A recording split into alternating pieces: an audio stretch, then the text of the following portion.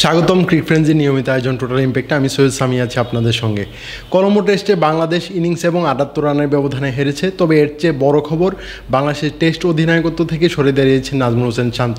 এ নেপথ্যে কী আছে এগুলো নিয়ে আলোচনা করার জন্য আজকে হাজির হয়েছি। আমার সঙ্গে আছেন মোহাম্মদ সাদমান। সাদমান, স্বাগতম। ধন্যবাদ। শান্ত আসলে ইঙ্গিত আরও আগেই দিয়েছিলেন। ফার্স্ট টেস্টের পর কিন্তু তিনি গণমাধ্যমের নিয়ে কথা বলছিলেন যে সিরিজের মাঝখানে এইসব বিষয় নিয়ে কথা বলতে চান না। তিনি কিন্তু সোজা সাপটা না করে দিনে একদম উড়িয়ে দেননি, কিন্তু ক্যাপ্টেন্সি ছাড়তে চান না। কিন্তু সিরিজ শেষে কিন্তু জানা গেল ক্যাপ্টেন্সি থেকে সরে দাঁড়িয়েছেন। এই ব্যাপারটি আসলে কেমন হলো আপনার মনে? আসলে আজকের দিনটা কিন্তু শুরু হয়েছে হার দিয়ে, একটা বড় ব্যবধানে হার, ইনিংস ব্যবধানে হার দিয়ে, যেটা আসলে গতকালকেই হতে পারতো, আজকে সকালটায় সেটা হয়েছে।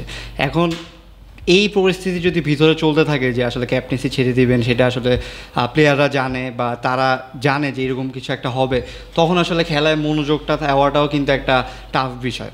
এখন আমরা আসলে খেলা নিয়ে কথা বলা হচ্ছে, খেলার বাইরের কথাটা কিন্তু আবার আলোচনা চলে আসছে। কারণ খেলায় আসলে এখন আর ভুল ত্রুটি দিয়ে কিছু করার নেই, কারণ এই হারটা যে হতো সেটা আমরা গতকালকেই জেনে গেছি।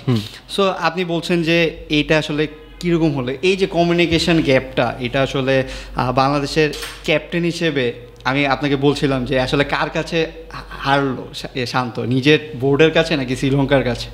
এই যে ক্যাপ্টেন্সিটা ছাড়লো এত বড় একটা হার দিয়ে, এটার আগে কিন্তু তিনি যখন শ্রীলঙ্কা সফরের জন্য যাচ্ছিলেন, তখন কিন্তু তিনি ওডিআই ক্যাপ্টেন হিসেবে প্রেস কনফারেন্স করে গেলেন, কিন্তু তিনি এরপরে জানলেন যে ওডিআই ক্যাপ্টেন্সি তাকে সরিয়ে দেওয়া হয়েছে এবং সেই ব্যাপারে তিনি অবগত ছিলেন না। এখন এটা কীরকম হয়? আপনি মনে করেন যে আমাদের নিউজ ডেস্কের ইনচার্জ, আপনাকে আমাদের বস হঠাৎ করে সরিয়ে দিল, আপনি গতকালকেও জানেন যে আপনি ইনচার্জ, আজকে এসে শুনছেন যে আপনি ইনচার্জ না, আপনি আসলে প্রতিক্রিয়াটা কী দিবেন? আপনি কাকে লিডে, আমাকে মনে করেন যে ইনচার্জ বানিয়ে দিল, কিন্তু সেটা নিয়ে আপনার কোনো সমস্যা নেই, কিন্তু আপনি যে একটা প্ল্যান করে এসেছিলেন বা আপনি একটা প্ল্যানের মধ্যে আছেন, সেখান থেকে আপনার যে হঠাৎ সরে দেয়, আপনার কিছু করা থাকে না। শান্তরও সেই রকমই হয়তো একটা ইয়া ছিল। তারপরে এরপরে সিরিজের মাঝখানে ক্যাপ্টেন্সি তার মানে তিনি সরে যাবেন, এটা নিয়ে একটা গুঞ্জন চলছিল, সেটা নিয়ে কোশ্চেন করার পরে কিন্তু তিনি বলেছিলেন যে এখন আমরা এটা নিয়ে কথা বলতে চাই না সিরিজ শেষে। তখনও কিন্তু জোরালো ছিল যে আসলে বিসিবিকে নতুন ক্যাপ্টেন, টেস্ট ক্যাপ্টেন খুঁজতে হবে। শান্তোষকে প্রেস কনফারেন্সে বলেছেন যে 3 ফরম্যাটে 3 ক্যাপ্টেন একটা আসলে এটা একটা মানে সুবিধার বিষয় না। প্লেয়াররাও আসলে একটা ঝামেলায় পড়েন যে কোন ফরম্যাটের জন্য একজন এক একটা সিরিজে খেলবেন, কার সঙ্গে গিয়ে কথা বলবেন, তাদেরও একটা সুবিধা অসুবিধার একটা ব্যাপার আছে। তবে শান্ত প্রেস কনফারেন্সের সবচেয়ে গুরুত্বপূর্ণ একটা বিষয় যেটা তিনি ক্যাপ্টেন্সি ছাড়া নিয়ে টিম ম্যানেজমেন্ট বা বাংলাদেশ ক্রিকেট বোর্ডের ক্রিকেট অপারেশনসের সঙ্গে কথা বলেছেন, এই বিষয়টা কিন্তু জানিয়েছেন। তারপর প্রথম আলোর সঙ্গে কথা বলেছেন ক্রিকেট অপারেশনস প্রধান নাজমুল আবেদিন ফাহিম। তিনি বলেছেন নাজমুল হোসেন শান্তর ক্যাপ্টেন্সি ছাড়া নিয়ে তারা এই বিষয়টা আসলে জানতেন না। আমার কাছে এখানে কিন্তু একটা বড় একটা প্রশ্ন, আপনি যখন শুনছেন বা একটা গুঞ্জন চলছে যে আপনার টেস্ট ক্যাপ্টেন, তিনি ক্যাপ্টেন্সি ছেড়ে দিতে পারেন, তখন আপনারা তার সঙ্গে কথা বললেন না কেন? এই বিষয়টি আসলে সমাধানযোগ্য ছিল কিনা? আপনি যেটা বলছিলেন সেটাতে কিন্তু ফাহিম বলেছেন যে তিনি ক্যাপ্টেন্সি যে ছাড়বেন সেটা সম্পর্কে হয়তো তারা জানতো বা, কিন্তু আজকেই ছাড়বেন, আজকেই প্রেস কনফারেন্স সেটা নিয়ে তারা অবগত ছিল না। কিন্তু বিষয়টা আসলে মানে এমন তো কিছু না যে আর কয়েকদিন আলোচনায় বসার কথা, যে যা আলোচনায় বসলে এরপরে তিনি ক্যাপ্টেন্সি সেটা ডিসিশনটা চেঞ্জ করবেন, সেটা কিন্তু না। তাহলে কিন্তু আগেই বসতো, কারণ তারা আগে থেকেই জানে যে ক্যাপ্টেন্সিটা ছেড়বে। তিনি আরেকটা বিষয়, আপনি মানে ক্যাপ্টেন কখন এই পদে ঘোষণা করবেন এটা নিয়ে আসলে, বা আপনি বলতে পারেন যে একটা টিম আসলে একটা সফরে আছে, তখন আলোচনা করা যায় না। আপনারা যেহেতু একটা জুম মিটিং ডেকে আপনি ক্যাপ্টেন্সি থেকে সরিয়ে দিতে পারেন, কিন্তু সেই ক্যাপ্টেনের সঙ্গে আপনি জুম মিটিংয়ে কথা বলতে পারেন না, এটার একটা সলিউশনে আসা যায় না? প্রশ্ন এইখানে এই যে দেখেন আমাদের এই মানে এই বোর্ডের আগের বোর্ড মানে যেটা নাজমুল হোসেন পাপন, হ্যাঁ পাপন সাহেবের যেই বোর্ডটা ছিল, তখন আবার বেশি ইনভলভ ছিল, আর এখন মনে হচ্ছে যে একদম ইনভলভমেন্টের মধ্যেই নেই। মানে মাঝামাঝি কোনো একটা বিষয়, যে একটা ব্রিজ তৈরি করা প্লেয়ার এবং বোর্ডের মধ্যে, সেই জায়গাটায় অনেক বড় একটা মিসিং রয়েছে। যখন আপনি বেশি ইনভলভ হচ্ছেন, আমার মনে হয় নাজমুল হোসেন পাপনের সময় ব্রিজটা অনেক লম্বা ছিল, হ্যাঁ তখন বেশি মানে মার্ক ছিল, আপনি তখন তার ডিসিশনেই হয়তো সব ডিসিশন হতো, বা ক্যাপ্টেন যেটা বলছে তার আগেই হয়তো জানতো, যখন তারা বিপদে পড়তো তখন বলতো যে আসলে আমাদের কমিউনিকেশন হয় না। আর একটা বিষয়, যে সময় মুমিনুল হক টেস্ট ক্যাপ্টেন্সিটা ছেড়ে দিয়েছিলেন, আমার স্পষ্ট মনে আছে, সেদিন নাজমুল হাসান পাপনের বাসায় মুমিনুল হক ক্যাপ্টেন্সি ছাড়া বিষয়ে আলোচনা করতে গিয়েছিলেন। সেখান থেকে বের হয়ে মুমিনুল ক্যাপ্টেন্সি ছাড়া ঘোষণা দেন, তারপর পাপন ভাইও কথা বলেন। এর একটা লম্বা একটা প্রসেস। নাজমুল হোসেন শান্ত আমার মনে হয় যে খুবই সুন্দর একটা প্রসেস মেনে তিনি আসলে ক্যাপ্টেন্সিটা ছেড়েছেন। বাংলাদেশের কোনো ক্যাপ্টেন আসলে এরকম সুন্দরভাবে এত বোল্ডলি আসলে মাশরাফির পর মাশরাফি সিলেটে ক্যাপ্টেন্সি ছাড়া ঘোষণা দিচ্ছেন খুবই ভালোভাবে। এরপর মনে হয় নাজমুল হোসেন শান্তই খুবই ভালো একটা মানে সুন্দর একটা প্রসেসের মধ্যে দিয়ে আসলে প্রসেসটা আসলে সুন্দর কিনা এটা একটা কোশ্চেন মার্ক আছেই, কারণ আপনি মানে তার এইভাবে ক্যাপ্টেন্সি ছাড়াটা হঠাৎ করে তিনি 3 ফর্মেটে ক্যাপ্টেন্সি দেওয়া হলো, এরপরে ক্যাপ্টেন্সি ছাড় ডিসিশনটা কিন্তু তারই। তিনি বারবার বলেছেন যে বোর্ডের সাথে তার কোনো সমস্যা নাই বা ইগোর কোনো প্রবলেম নেই, তারপরে ছাড়ছে। কিন্তু আসলে আপনি ভিতরে তিনি বলছেন যে 3 ফর্মেটের ক্যাপ্টেন, সেই বিষয়টা এটা কিন্তু সবাই আসলে বুঝে। তাহলে বোর্ড কেন এরকম একটা ডিসিশন নিয়ে? আবার এখানে কিন্তু নাজমুল হোসেন শান্ত আরেকটা স্পষ্ট করে আরেকটা বিষয় বলেছেন, বোর্ড যদি এখন চায় যে 3 ফর্মেটে 3 ক্যাপ্টেন থাকবে সেটা বোর্ড করতে পারে, এটা বোর্ডের বিষয়। কিন্তু আমি এর মধ্যে থাকতে চাই না, তিনি এর মধ্যে থাকতে চান না। এটা কিন্তু খুবই একটা বোল্ড একটা কোয়েশ্চেন রেখে গেছেন বোর্ডের জন্য। মানে আপনাকে উনি বোর্ড বিসিবি কিন্তু অনেক দিন ধরে আসলে শান্তকে নার্সিং করছিল যে ক্যাপ্টেন হিসেবে, বাংলাদেশের ক্যাপ্টেন অনেক দিন ধরে তিনি সার্ভিস দিবেন। সো তার ওই ব্রেনটা আছে যে আসলে কীভাবে সেই ক্যাপ্টেন্সি দেওয়া হয়। তিনি আগেও আন্ডার এজ লেভেলে ক্যাপ্টেন্সি করেছেন, এছাড়া সব জায়গায় করেছেন। সো তাকে ওইভাবেই কিন্তু রেডি করা হয়েছে। কিন্তু যখন দেখছেন যে বোর্ডের সাথে আসলে মিলছে না, কথায় হচ্ছে না, তখন কিন্তু আসলে তিনি ঠিকভাবে ক্যাপ্টেন্সিটা করতে পারবেন না, সেই জন্যই কিন্তু তিনি ছেড়ে দিয়েছেন। আরেকটা বিষয় যে নাজমুল হোসেন শান্তকে মানে আমি যতটুকু কাছ থেকে দেখেছি, আমার মনে হয় এই বাংলাদেশ দলটাতে তার মতো গার্ডসওয়ালা আর কোনো ক্রিকেটার কিন্তু নেই বর্তমান সময়ে ক্যাপ্টেন্সি করার মতো। আপনি দেখেন লিটন কুমার দাস টি-20তে হয়তো বা ক্যাপ্টেন্সি করবেন, মিরাজকেই হয়তো টেস্টে দেওয়া হবে, হ্যাঁ ওয়ানডেতে বা টেস্টে দেওয়া হবে এরকম। মানে Mehedi Hasan Miraz on and off performance করছেন, টি-20তে তিনি খুব একটা খেলেন না। আপনি দেখবেন লিটন কুমার দাস কোনো ফর্মেটই খুব একটা ভালো একটা ফর্মে নেই। এটা আসলে খুবই সাফারিং বিষয়। মানে যে অন্য যে ক্রিকেটাররা আছেন দেখবেন যে captain leading from the front perform করতে পারছেন না, নিয়মিত ব্যর্থ হচ্ছেন, তখন আসলে তারাও পারফরমেন্সের প্রতি ওই গুরুত্বটা দিবেন না। শান্ত অন অ্যান্ড অফ কিন্তু পারফরমেন্সে ছিলেন। আপনি টেস্টের কথা বিবেচনা করলে তিনি গত 1-2 বছরে ওয়ান অফ দ্য মানে বেস্ট ব্যাটার বাংলাদেশের। আপনি যদি রানের হিসাব করেন বা পারফরমেন্সের হিসাব করেন, এই পারফরমেন্সের হিসাবটাতে কিন্তু মেহেদী হাসান মিরাজ বা লিটন কুমার দাস কিন্তু পিছিয়ে যাবেন আমার মনে হয়। হ্যাঁ, এখন আপনি এখানে শান্ত আসলে এটাও চিন্তা করতে পারেন যে মিরাজের সাথে তার কিন্তু একটা খুব ভালো বন্ধুত্বপূর্ণ সম্পর্ক, একদম আন্ডার 19 সে এক সময় একসাথে খেলেছেন। একটা পডকাস্টে কিন্তু তারা শান্ত বলেছিলেন যে আমার আগে মিরাজ ক্যাপ্টেন হবে, এটা আমি ভেবেছিলাম। মানে মিরাজের ক্যাপ্টেন্সি নিয়ে কিন্তু তার কোনো কোশ্চেন নেই। এখন তিনি যে এভাবে ছাড়লেন, মিরাজকে যদি টেস্ট ক্যাপ্টেনও করা হয় ওয়ানডের পাশাপাশি, সো হয়তো তিনি ওইভাবেই চিন্তা করেছেন যে যেহেতু তিনি আগে থেকেই আসলে মাইন্ড সেট আপ ছিল যে মিরাজ ক্যাপ্টেন হবে আমার আগে, এখন যেহেতু সুযোগ এসেছে আর তারও ওইভাবে আসলে জিনিসটা বোর্ডের সাথে মিলছে না, সেইভাবে চিন্তা করিয়া হয়তো মিরাজের উপর চাচ্ছে যে টিমটার ভালো হোক। কিন্তু এটাও বলেছেন যে 3 ফর্মেটে যদি 3 ক্যাপ্টেন দেওয়া হয় সেটা তাদের ব্যাপার।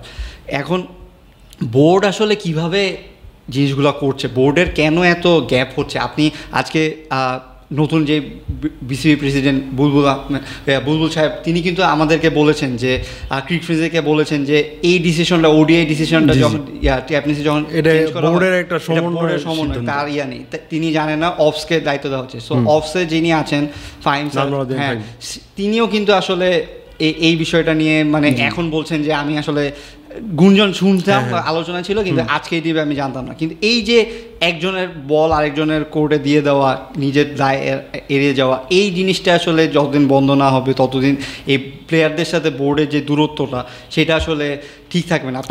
আপনার স্পষ্ট একটা জিনিস মনে থাকার কথা, বাংলাদেশ কিন্তু গত মানে 10 বছর ধরে যে কোনো একটা বিষয়, একটা ক্রিকেটার ইনজুরিতে পড়েছে বা একটা ক্রিকেটার কোনো কারণে এনওসি যাচ্ছে, এনওসি দেওয়া হচ্ছে না, এইসব বিষয় খুবই মানে গোপনীয়তা রক্ষা করা হয়। মানে এই জিনিসটা বললেই যেন একটা জিনিস ফ্ল্যাশ হয়ে যাবে, এগুলোর জন্য এরকম গোপনীয়তা রাখতে গিয়ে যেই সব ব্যাপার আসলে মানে একদম ক্লিয়ারিটি থাকা উচিত, তারা সব বিষয়ে একটা ধোঁয়াশা রাখে আমার মনে হয় বিসিবি। হ্যাঁ, মানে আপনি মিডিয়ার সাথে যান ধোঁয়াশা করতে মানে তারা করতে পারে ডিসিশন, কিন্তু আপনার ভিতরের মধ্যে যদি কমিউনিকেশনে এত গ্যাপ থাকে, এটা আসলে ধরেন আরেকজনের সঙ্গে করতে করতে এটা আসলে প্লেয়ারদের সঙ্গে বাধ্য হয়ে বিসিবি করছে।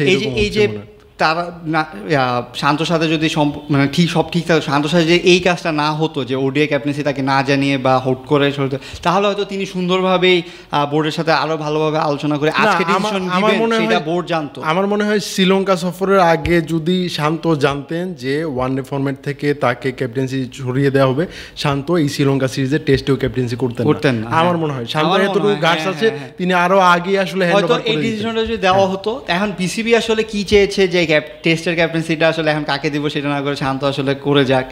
ফার্স্টের টেস্টটাতে ভালো একটা ফল এসেছে, মোটামুটি ড্র করেছিল, আজকে আবার একটা খুব খারাপ ফল এসেছে। এখন শান্তর মনে হয়েছে যে না, আমি এমনি আসলে তিনি এমনি একটা ব্যাড প্যাচ আমি একটা কথা বলি যে আজকে আপনি হয়তো বা শান্ত ক্যাপ্টেন্সি ছেড়ে দিল, আপনি মেহেদী হাসান মিরাজকে ক্যাপ্টেন্সি দেওয়ার মতো সুযোগ পাচ্ছেন।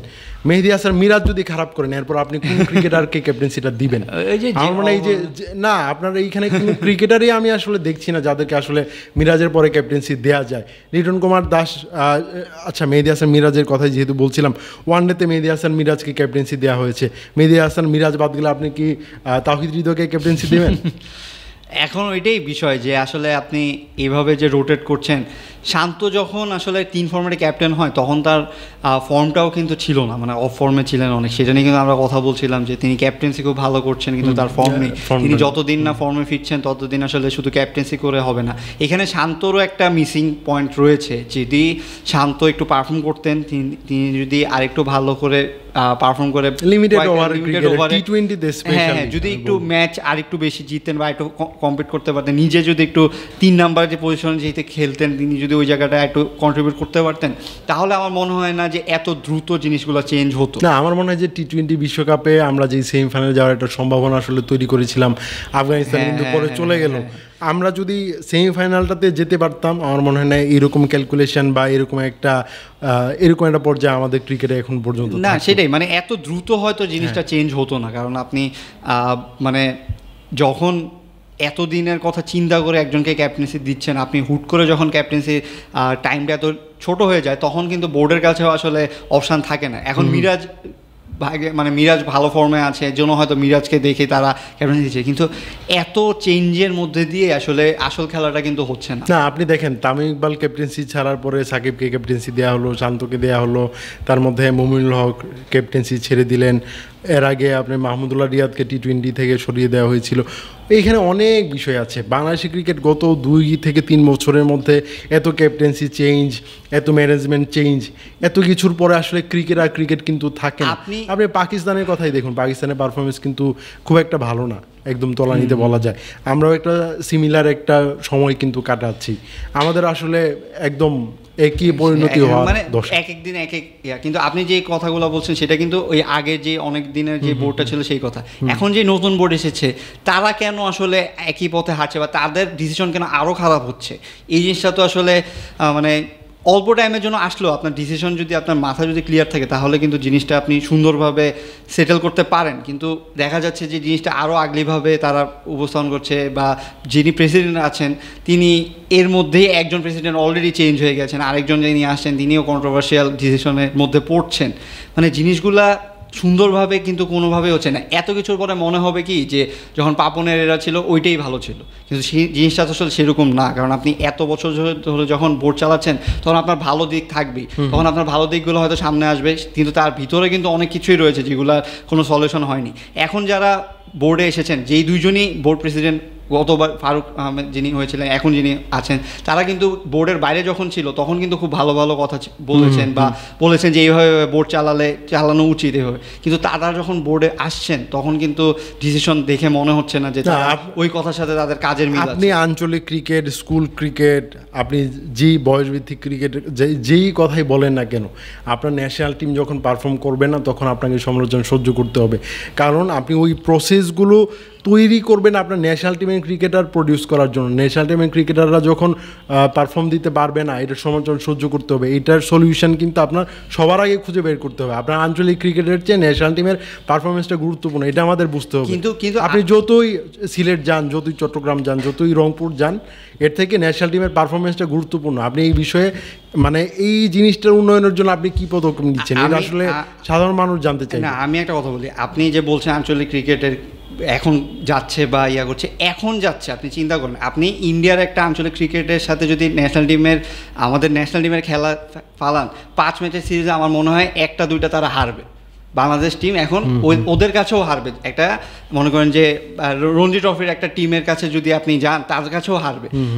আপনি এখন শুরু করছেন, এখন আপনি দৌড়াচ্ছেন বা এতদিনে তো আপনার এই জিনিস সেট হয়ে যাওয়ার কথা। আপনি এই জিনিস এখন সেট করবেন কখন? আপনি ন্যাশনাল টিম ধরবেন কখন? আর এখানে আরেকটা বিষয়, এই জিনিসটা যদি সেট করার মানে হচ্ছে আপনার অনেক বছরের সার্ভিস দেওয়া।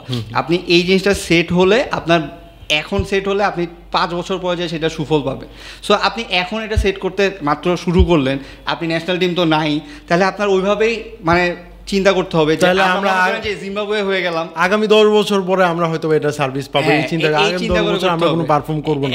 এখন হচ্ছে যে এরকম, যদি এরকম হয়। আর আরেকটা বিষয়, আমিনুল ইসলাম বুলবুল যে পদক্ষেপগুলো নিচ্ছেন খুবই ভালো, কিন্তু আমি বলি যে আমিনুল ইসলাম বুলবুল কিন্তু খুব বেশি সময় নেই। তিনি যেহেতু অন্তর্বর্তীকালীন সভাপতি হিসেবে এসেছেন, নির্বাচনের পর তিনি হয়তো বা দায়িত্বে কিন্তু থাকছেন না, যদি নাটকীয় কিছু যদি না হয়। সো পরবর্তীতে বোর্ডে যারা আসবে তারা যদি আগের বোর্ডের মতোই যদি আচরণ যদি করে, এইগুলার কোনো ফলই কিন্তু আমরা পাবো না। সো এটাও কিন্তু আপনার ভাবতে হবে। এখন যেই কাজগুলো তিনি করে যাবেন, সেটা যদি 3 মাসের মধ্যে সীমাবদ্ধ থাকে, তাহলে তো আসলে কিছু হবে না। তিনি বলছেন তিনি টি-20 ইনিংস খেলতে এসেছেন, এখন টি-20 ইনিংস শেষ করার পরে টেস্টের জন্য যদি অন্য জায়গায় আসবে, সে যদি এই জিনিসটার কন্টিনিউশন না রাখে, তাহলে ওই টি-20 একটা ম্যাচ দেখিয়ে আপনার খুশি থাকতে হবে। এখন আপনাকে এই জিনিসটা আসলে যিনি এসেছেন তাকে আসলে ওইভাবে সেট করে দেওয়া উচিত যে না, আমি চলে গেলেও যাতে জিনিসটা এইভাবেই রান করতে থাকে বা এইভাবে। এখন ক্রিকেটের জন্য আসলে কাজ করে নাকি নিজের জন্য কাজ করে, সেটা বোর্ডে আসলেই তখন বোঝা যায়। তখন আসলে আপনার বোর্ডে যখন খেলার উন্নতি হচ্ছে না, আপনার মাঠে বোঝা যায়, মাঠের বাইরের কন্ট্রোভার্সি। আপনি দেখেন নাজমুল আবেদিন ফাহিমি কিন্তু বাংলাদেশ ক্রিকেট বোর্ডের যত সমস্যা বা যত অসঙ্গতি এগুলো নিয়ে সবসময় কিন্তু সোচ্চার ছিলেন, কিন্তু তিনি যখন বোর্ডে আসলেন তখন কিন্তু দেখা গেল যে তার আন্ডারে যে ডিসিশনগুলো হচ্ছে এগুলো নিয়ে সবচেয়ে বেশি সমালোচনা হচ্ছে। শান্তর ব্যাপারটাই যেভাবে হলো, যে প্রসেসটা মেনটেন করা হলো, সেক্ষেত্রে কিন্তু সবচেয়ে বড় সমালোচনা করা উচিত নাজমুল আবেদিন ফাহিমির। সো এই বিষয়টা একটু সতর্ক থাকা উচিত। অবশ্যই, মানে এইভাবে যদি চলতে থাকে, আসলে আমাদের একটা সিরিজ চলছে, এই সিরিজের মাঝখানে এখন নতুন ক্যাপ্টেন মিরাজকে দেখা যাবে, লিটনকে দেখা যাবে, তারা কি করে সেটা দেখা যাবে। এরপরে বোর্ডের সাথে আসলে মিটিং করা উচিত, কিন্তু মানে বোর্ড প্রেসিডেন্ট যেভাবে বলছেন যে তিনি আরেকজনকে সেট করেছেন এই জিনিসগুলো দেখার জন্য, বোর্ড প্রেসিডেন্টের দায়িত্ব হচ্ছে তিনি যদি এটার সাথে করা, বাট ইনফরমেশনটা জানা যে কি কারণে পারফরম্যান্সটা আসলে ডিরেক্ট ইনভলভ না থাকে। তার কাজ হচ্ছে যে যাকে বসাচ্ছে সে যেন পারফেক্ট হয় এই পোস্টের জন্য, সে যাতে এই জিনিসটা ভালোভাবে টেক কেয়ার করতে পারে। সেটা যদি না করতে পারে তাহলে ফেইলিয়ারটা কিন্তু তিনিও হবেন। সো সেই জিনিসটা তার মাথায় থাকতে হবে। সো তিনি যদি ফাহিম স্যারকে ওইখানে বসান, তাকে ওইভাবেই তাকে গাইড দিতে হবে, বা ফাহিম স্যারের ওইভাবে জবাবদিহি করতে হবে তার কাছে যে আমার এই কারণে এই হচ্ছে না। এটা যদি তিনি নিশ্চিত করতে পারেন না, যদি বলে এটা আমার দেখার দায়িত্ব না, তাহলে কিন্তু আসলে মানে কিছুই হবে না, সব এরকম খাপ ছাড়া থাকবে, কেউ কার ডিসিশন কিছু জানবে না। মাঠে আপনি এরকম একটা বাজে হার দেখবেন, এবং আমরা এরকম খারাপ টপিক নিয়ে কথা আলোচনার জন্য বসবো টেবিলে। আমরা আসলে আশা করবো যে বাংলাদেশ শ্রীলঙ্কার বিপক্ষে সীমিত ওভারের যে সিরিজটা আছে সেটা জিতে আসলে এই সমালোচনাকে কিছুটা হলেও মানে পেছনে ফেলবে। ধন্যবাদ সাদমান আমাদের সময় দেওয়ার জন্য। দর্শক, ক্রিকেট ফ্রেন্ডসের নিয়মিত আয়োজনে আমাদের সঙ্গে থাকার জন্য ধন্যবাদ। পরবর্তী কোনো পর্বে অন্য কোনো বিষয় নিয়ে আবার কথা বলবো, সে পর্যন্ত আমাদের সঙ্গে থাকুন।